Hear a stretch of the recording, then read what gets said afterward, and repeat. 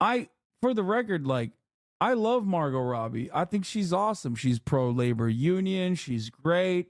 I've defended her when people were falsely smearing her and claiming that she was mid. Okay. All jokes aside, I'm being a self referential, ironic misogynist in a situation where I'm not supposed to be because everyone is going to get very touchy feely on it, especially white feminism. Okay. But the thing is, all jokes aside, like, she's great. And I think she was great in the movie as well. Okay. But we have to pull ourselves out of this situation for a brief moment and just have a little bit more of a macro approach to the subject matter. You're mad that the fucking Oscars snubbed your actress in a fucking Mattel advertisement. It was an enjoyable one, but it was a fucking ad for a toy. What are we doing? What is going on? What the fuck? And you're also mad that Margot Robbie didn't get this slot over other women. Robbie, to be clear, is a true working producer. She's in those pre-production meetings. She's on set. She's putting out fires and getting yelled at by agents.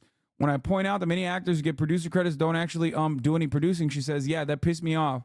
It's so annoying because I have to fight every time. By fight, she means fight to be taken seriously as a producer. Early in every project, she's kept off email chains and not invited to calls because some people assume it's just a vanity title for her. Then everyone realized after a few months, oh, she actually is a producer. She says, but even still, people direct all the money questions at my producing partners, never at me. And so many times Tom and Josie have to say, she's the one to ask actually.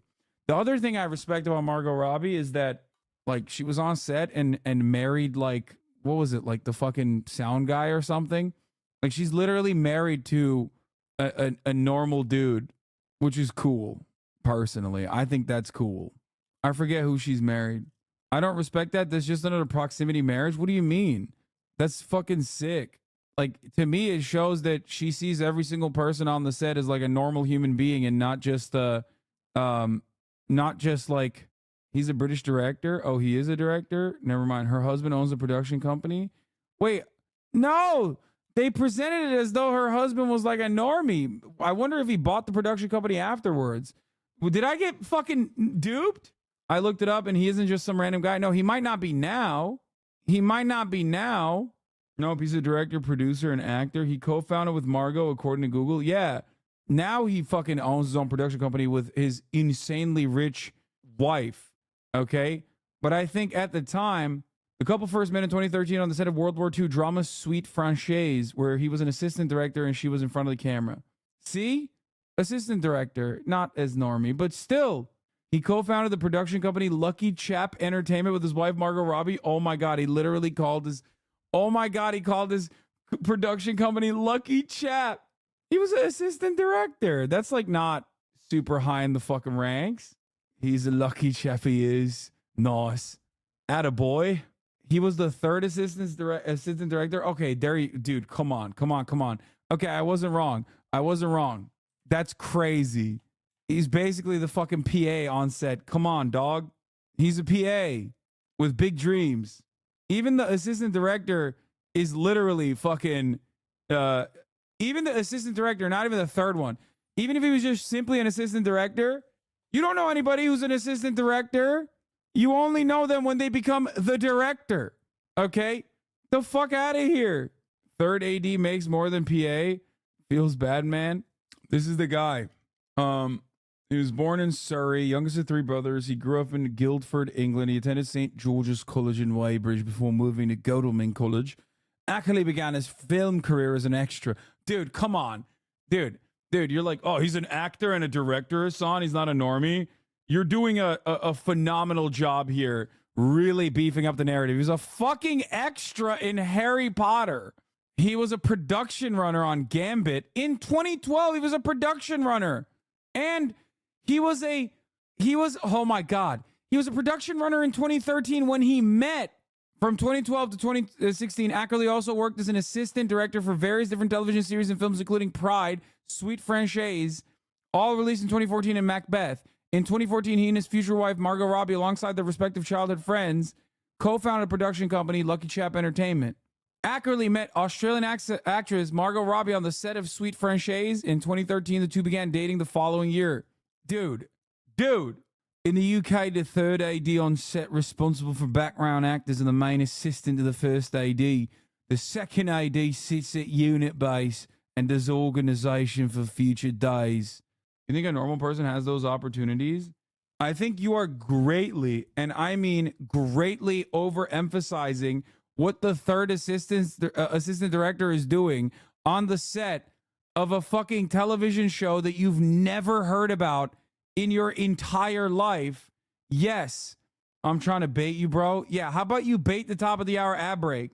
People literally, dude, this is why when we were talking about when we were talking about IATSE strikes and shit, or when we were talking about the WGA, every American's brain breaks. They literally think that like every person on set, like the best boy on set is Margot Robbie, okay?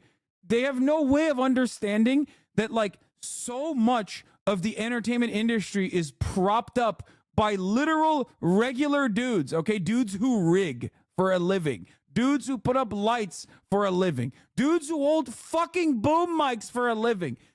And oftentimes they're union guys. And people just think that those guys, because they're in the fucking set in proximity of rich people and wealthy people, glamorous people, are actually just like also glamorous and rich. And what the fuck are they complaining about? You know what I mean? That's nuts to me. That's nuts to me. Read a book.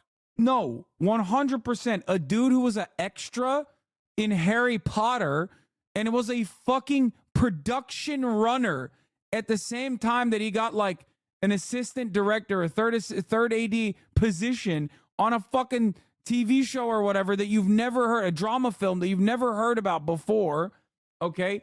That dude is 100% a normal guy. Anyway, his biggest claim to fame is Draco pushes him aside in one scene, that's it, before Margot. This chat is dumb. Yeah. People think that like extras are comprised of like people who are people who are just like super tied to the industry. They're not. Okay. The reason why I think a lot of people make that mistake is because a lot of people join the industry with big dreams and then some people do make it. So everybody goes, well, that guy started as an extra. And then your brain does this weird thing where you just associate like being an extra in a Hollywood movie or something with like actual, with actual proximity to wealth and prosperity and not with like, just a dude who got paid $50 for the day to stand behind a famous person. Okay. Like extras are human. That's it. They're nothing. They're just like bodies. Yeah. Literally, Moist Critical was an extra in Hunger Games. It gets you nowhere in Hollywood. That's my point though, because like people look at Moist Critical being an extra and think like, well, they make this loose association with like, well, this famous person was an extra at a certain point, right? So like a lot of people don't understand that like that did nothing for his career. You know what I mean? He was a YouTuber. That's what he was, and that's what he is, right? If you're being paid $50 a day, call your union rep. This is a CBA violation. Okay, I'm just,